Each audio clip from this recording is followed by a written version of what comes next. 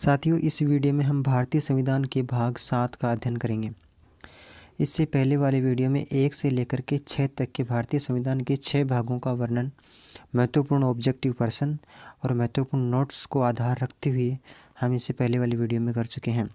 अगर भाग 1, 2, 3, 4, 5, 6 अगर नहीं रीड किया है, नहीं देखा है, तो हम उसके महत्वपूर्ण ऑब्जेक्टिव पर्सन और नोट्स के महत्वपूर्ण बिंदुओं के माध्यम से उसका उल्लेख पहले कर चुके हैं। तो उसको देखने के बाद में इस वीडियो को देखेंगे तो उसमें अपनी ये जो क्रमबद्धता है ये वंचित नहीं होगी और बाधित नहीं होगी, जिसके माध्यम से हम अपने समझ को बेहतर बना पाएंगे और इसका अधिक से अधिक लाभ ले सकेंगे। इसी क्रम में ये देखेंगे कि आज भारतीय संविधान का भाग 7 जो कि मूलतः राज्य पुनर्गठन और केंद्र राज्य संबंधों से जुड़ा हुआ है। हालांकि बाद में इसमें संविधान संशोधन करके इसको हटा दिया गया था, तो फिर भी इसके महत्वपूर्ण कौन सा संविधान था और क्या कारण था, क्यों हटाया गया और इसमें क्या प्रावधान रखे थे मूल संविधान में और वर्तमान में इसका क्या औचित्य है और वर्तमान में इन बिंदुओं को कहाँ पे रखा गया, तो इन सब के बारे में विस्तार से इसमें चर्चा करेंगे।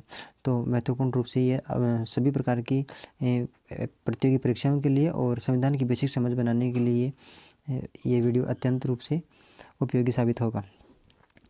भारतीय संविधान का भाग 7 मूलतः किससे संबंधित है? राज्य पुनर्गठन और केंद्र राज्यों के संबंध से जुड़ा हुआ है।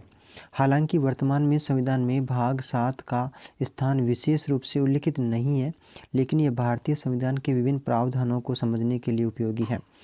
ये उल्लिखित क्यों नहीं है? क्योंकि इसे क्या संविधान संशोधन करके इसको हटा दिया गया है, लेकिन इसमें वर्णन किसका था? राज्य पुनर्गठन का और केंद्र राज्य संबंधों का था। जब भारतीय संविधान लिखा गया था उस समय 22 भाग थे और 22 भागों में जो 7वां भाग था वह राज्य पुनर्गठन और केंद्र राज्यों के संबंध से संबंध रखता था। इसे बाद में संविधान संशोधन करके 1956 में बदल दिया गया और इसके प्रावधानों को अन्य अनुच्छेदों में जोड़ दिया गया था। इसमें कुछ परिवर्तन भी किया गया था। प्रारंभिक संदर्भ में इसको देखें तो भारतीय संविधान का प्रारंभिक संदर्भ में देखें तो भारतीय राज्यों का पुनर्गठन था, यानी भाग 7 का जो शीर्षक था वह क्या था? भारतीय राज्यों का पुनर्गठन। 7वें संविधान संशोधन अधिनियम 1956 के माध्यम से इसे संविधान से हटा दिया गया। यानी इसे कब हटाया गया? यानी 7वें भाग को कब हटाया गया? 7वें संविधान संशोधन में, ध्यान रखें, 7वां संविधान संशोधन अधिनियम 1956 के माध्यम से इसे संविधान से हटा दिया गया है। भाग 7 का उद्देश्य उन राज्यों के लिए प्रावधान करना था जो तत्कालीन भारत संघ का हिस्सा नहीं था या नहीं थे। कहने का मतलब भाग 7 में क्या बात लिखी गई थी? यानी ऐसे राज्य जो उस समय कब जब देश आज़ाद हुआ था और अपना संविधान लागू हुआ था उस समय ऐसे राज्य जो भारतीय संघ का हिस्सा नहीं थी उनको शामिल करने की बात कही गई थी। यानी कि कुछ ऐसी रियासतें जो भारत में सम्मिलित नहीं थी या कुछ ऐसे क्षेत्र थे जो आज़ादी के समय भारत के अधीन नहीं थे, तो उनको भारत संघ में मिलाने के लिए इनको उनका प्रावधान इसमें रखा गया था। नेक्स्ट इसमें पॉइंट है 7वां संविधान संशोधन अधिनियम 1956। इसके अंतर्गत क्या क्या प्रावधान रखे गए थे? यानी राज्यों का पुनर्गठन। एक तो राज्यों का पुनर्गठन, अब राज्य पुनर्गठन का अधिनियम वाला था। भारत में राज्यों और संघीय क्षेत्रों का पुनर्गठन हुआ। इस संविधान संशोधन के माध्यम से राज्य और संघीय क्षेत्रों का दोबारा से गठन हो गया था और जो राज्य बनाए गए वो भाषाई आधार पर राज्यों का निर्माण किया गया। यानी ये किस आधार पर किया गया था? तो भाषाई आधार पर। यह अति महत्वपूर्ण प्रश्न है, याद रखें, भाषाई आधार पर। इसी राज्य पुनर्गठन अधिनियम 1956 के माध्यम से लागू किया गया। यानी भाषाई आधार वाले पॉइंट को किससे लागू किया गया था? राज्य पुनर्गठन अधिनियम 1956 के माध्यम से लागू किया गया और 7वां संविधान संशोधन 1956 इसके माध्यम से संविधान के भाग 7 को हटा दिया गया था। दूसरा पॉइंट इसमें क्या था? केंद्र और राज्यों का वर्गीकरण।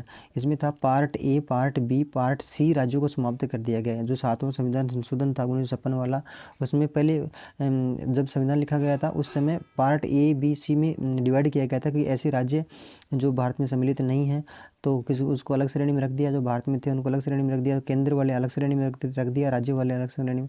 कुछ ऐसे क्षेत्र थे जो भारत के अंतर्गत नहीं आते थे, जो स्वतंत्र थे। तो इस प्रकार से अलग अलग प्रकार के ए, बी, सी पार्ट बनाए हुए थे, तो इनको समाप्त कर दिया गया। कब किया गया? 1956 में। कौन से संविधान संशोधन से? 7वें संविधान संशोधन से। और उसके बाद में क्या प्रावधान लागू किया गया? केवल 2 श्रेणियां बनाई गई। कौन सी श्रेणियां? एक तो राज्य और एक संघीय क्षेत्र। राज्य जो वर्तमान में बात करें तो 28 राज्य हैं और संघीय क्षेत्र की बात करें तो वर्तमान में 8 संघीय क्षेत्र हैं। तो इस प्रकार से यूनियन टेरिटरीज और स्टेट्स में ही डिवाइड रखा, यानी कि बाकी ABC पार्ट था ना उसको हटा दिया गया। भाग 7 से संबंधित कुछ महत्वपूर्ण बिंदु और हैं, यानी भाषाई पुनर्गठन का आधार रखा गया था, यानी कि 7वें इसमें संविधान संशोधन में। और 7वें भाग में क्या रखे थे, भाषाई पुनर्गठन का आधार, यानी भाषाई आधार पर राज्यों का निर्माण। भाषाई पुनर्गठन का आधार यानी कि भाषा के आधार पर राज्यों का दोबारा से निर्माण किया जाएगा। और जैसे कि आंध्र प्रदेश, महाराष्ट्र, गुजरात, महाराष्ट्र में मराठी है, गुजरात में गुजराती है, इसी प्रकार से आंध्र प्रदेश में आंध्र वाली भाषा है। तो इस प्रकार से पहला जो राज्य बना था भाषा के आधार पर वह भी आंध्र प्रदेश ही था। और इसके लिए एक पोटी श्रीरामुलु नाम का एक व्यक्ति था जिसने लगभग 56 दिन तक भूख हड़ताल की थी, और 56 दिन के बाद में उनकी मृत्यु हो गई थी। और उनकी मृत्यु होने के बाद में आयोग बैठा था, और बैठने के बाद में पहले जो राज्य का विभाजन हुआ था वो आंध्र प्रदेश राज्य, पहला राज्य भाषा के आधार पर बनने वाला भारत का पहला राज्य आंध्र प्रदेश है। और पोटी श्रीरामुलु ने इसी बात को लेकर के भूख हड़ताल की थी कि आंध्र प्रदेश राज्य को अलग भाषा के आधार पर अलग राज्य का दर्जा दिया जाए। राज्यों की वर्तमान संरचना, अगर थोड़ी सी वर्तमान संरचना के बारे में देखें तो वर्तमान में 28 राज्य हैं और 8 संघीय क्षेत्र हैं, अर्थात केंद्र शासित प्रदेशों की संख्या 8 है और राज्यों की संख्या 28 है। राज्यों और केंद्र शासित प्रदेशों के अधिकार संविधान की अनुसूची 1 में उल्लेखित हैं।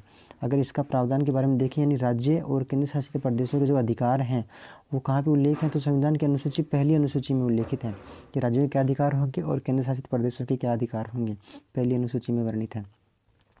नेक्स्ट पॉइंट है भारतीय संघ की अखंडता बनाए रखना। 7वें संशोधन का उद्देश्य राज्यों और केंद्र राज्यों के संबंध को मजबूत करना था। यानी 7वां संविधान संशोधन क्यों किया गया था, यानी राज्य और केंद्र राज्यों का जो संबंध था उसको मजबूत करना था। भारतीय संघ को ज़्यादा महत्व दिया गया, भारतीय संघ की अखंडता को बनाए रखने पर ज़्यादा बल दिया गया। पहले ABC पार्ट जो बने हुए थे उनको हटा दिया गया और केंद्र को या भारतीय संघ को इनको ज़्यादा मजबूत बनाने पर ध्यान दिया गया। इसका कुछ प्रभाव भी पड़ा था 7वें संशोधन का। तो क्या प्रभाव पड़ा था, मुख्य रूप से क्या परिवर्तन हुआ इसमें, भारतीय संघ का स्वरूप कैसा बना, केंद्र और राज्यों के बीच में शक्ति का संतुलन हो गया। केवल 2 ही जगह पे शक्ति का विभाजन हो गया, केंद्र सरकारें और राज्य सरकारें, उनके बीच में ही हुआ। संघीय ढांचे को बनाए रखते हुए प्रशासनिक सुधार, इन संघीय ढांचे को ज़्यादा बल प्रदान किया गया और प्रशासनिक सुधार किया गया। दूसरा पॉइंट था केंद्र और राज्यों के बीच में विवाद का समाधान हो गया। यानी पहले राज्यों और केंद्र के बीच में विवाद था, यानी भाषा के आधार पर अनेक राज्य अपनी अपनी मांगे उठा रहे थे, तो राज्यों की सीमाओं और अधिकार क्षेत्रों का स्पष्ट निर्धारण कर दिया गया कि किस आधार पर राज्यों का पुनर्गठन किया जाएगा। इसके साथ ही अनुच्छेद 239 और 240 में है केंद्र शासित प्रदेशों के प्रशासन के लिए नए प्रावधान जोड़े गए।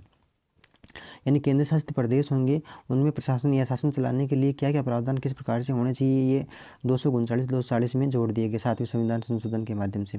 साथ में राज्यों में राज्यपाल को केंद्र के प्रतिनिधि के रूप में नियुक्त किया गया। यानी राज्यों में जो राज्यपाल होगा, राज्यों में राज्यपाल को केंद्र का प्रतिनिधि घोषित कर दिया गया 7वें संविधान संशोधन में। यानी पहले भारत में जो राज्यों का उल्लेख था उसमें ये लिखा हुआ था कि प्रत्येक राज्य का एक राज्यपाल होगा, और तो उसमें 7वें संशोधन के माध्यम से ही संशोधन किया गया था कि एक राज्यपाल एक से अधिक राज्यों का हो सकता है, और राज्यपाल को केंद्र का प्रतिनिधि के रूप में नियुक्त किया गया। इसके अलावा कुछ महत्वपूर्ण अनुच्छेद और हैं जो संबंधित प्रावधान संबंधित है इनमें। अनुच्छेद 3 का जो प्रावधान है संबंधित है, ये भाग 1 में अपन पढ़ चुके हैं संघ राज्य क्षेत्र के संबंध वाले में। संसद को, यानी अनुच्छेद 3 जो इस क्षेत्र से कुछ जुड़ा हुआ है इसलिए इसका वर्णन है कि संसद को नए राज्य का निर्माण, सीमाओं में बदलाव और नाम परिवर्तन करने का अधिकार कौन सा अनुच्छेद देता है, अनुच्छेद 3 देता है। तो यहाँ पर अपन क्यों कर रहे हैं इसकी चर्चा, इस भाग में क्यों कर रहे हैं, इसलिए कर रहे हैं क्योंकि यहाँ पर भी भाषाई आधार पर राज्य पुनर्गठन का वो आयोग स्थापित किया गया था, इसलिए उनके परिदृश्य में इसका उल्लेख यहाँ पे कर रहे हैं। नेक्स्ट जो पॉइंट है वो ये है कि राष्ट्रपति की सिफारिश से पहले संबंधित राज्य की विधानसभा की राय लेना अनिवार्य रहेगा, ये जोड़ा गया इसमें। और अनुच्छेद 239 और 241 में नए प्रावधान किया, केंद्र शासित प्रदेशों के प्रशासन से संबंधित प्रावधान जोड़े गए कौन से में, यानी केंद्र शासित प्रदेशों के प्रशासन से संबंधित प्रावधान अनुच्छेद कौन से में है, 239 से 241 में है। साथ ही तो अनुच्छेद 263 में क्या है, अंतर्राज्य परिषद की स्थापना। अंतर्राज्य, ये प्रश्न बनेगा, ऑब्जेक्टिव प्रश्न भी दिया है कि अंतर्राज्य परिषद की स्थापना अनुच्छेद 263 के तहत की गई है, किस काम की है, यानी ये आपसी लड़ाई झगड़े को मिटाने के लिए अंतर्राज्य परिषद की स्थापना की गई थी। राज्यों के बीच में विवादों को हल करने के लिए, यानी अंतर्राज्य परिषद की स्थापना क्यों की गई थी, राज्यों के बीच के विवादों को हल करने के लिए की गई थी। तो प्रश्न बनेगा कि राज्यों के बीच के विवादों को हल करने के लिए कौन सी परिषद की स्थापना की गई, तो अंतर्राज्य परिषद की स्थापना की गई।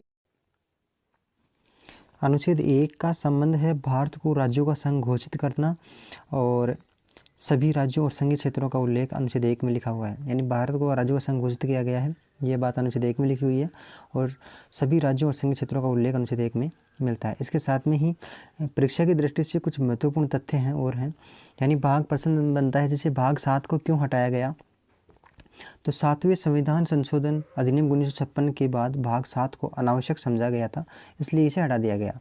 तो अगला है राज्यों और केंद्र शासित प्रदेशों को स्पष्ट रूप से परिभाषित कर दिया गया। कौन से में? 7वें संविधान संशोधन में। यानी ये 2 पॉइंट थे। भाग 7 को क्यों हटाया गया था, यानी कि एक तो 7वें संशोधन कर दिया गया तो उसमें 7वें भाग की कोई महत्व नहीं बची थी 7वें संविधान संशोधन के बाद में 1956 में हटाने के बाद में।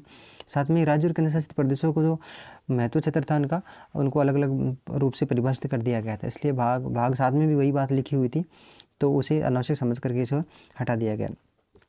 7वें संशोधन का महत्व और देखें तो राज्यों की प्रशासनिक संरचना को सरल और प्रभावी बनाना था, तो वो उसके माध्यम से प्रशासनिक जो तरीका था उसको मतलब सरल बनाया गया।